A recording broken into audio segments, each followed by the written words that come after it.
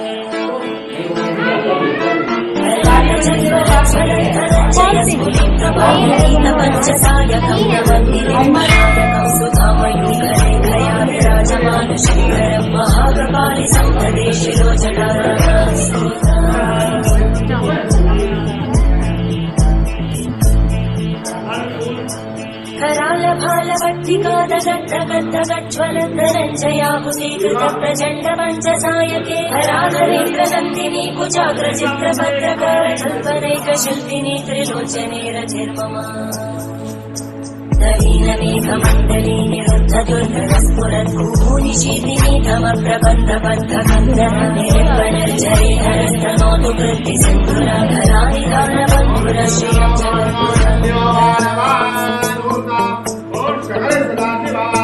सपरिवाराय नमः विद्यापत्रं समर्पयामि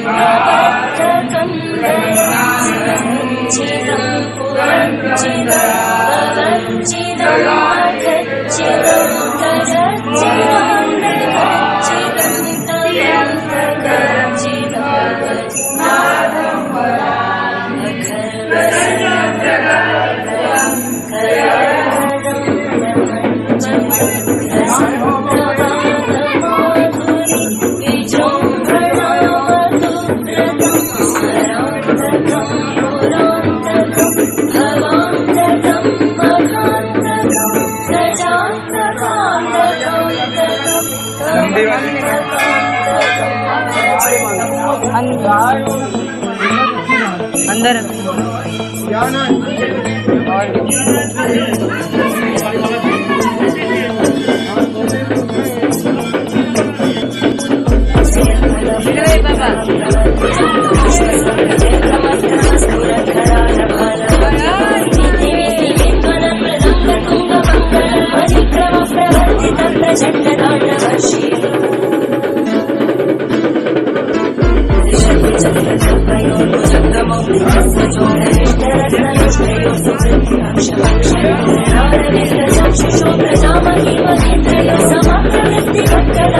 शिवं प्रजाम्य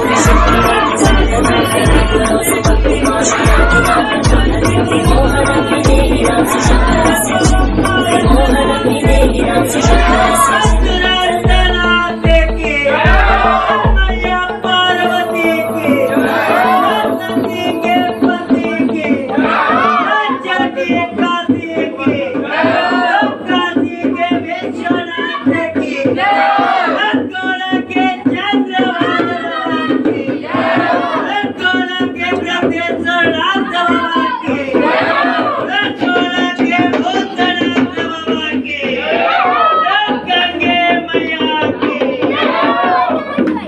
हर हर महादेव हर हर महादेव हर हर महादेव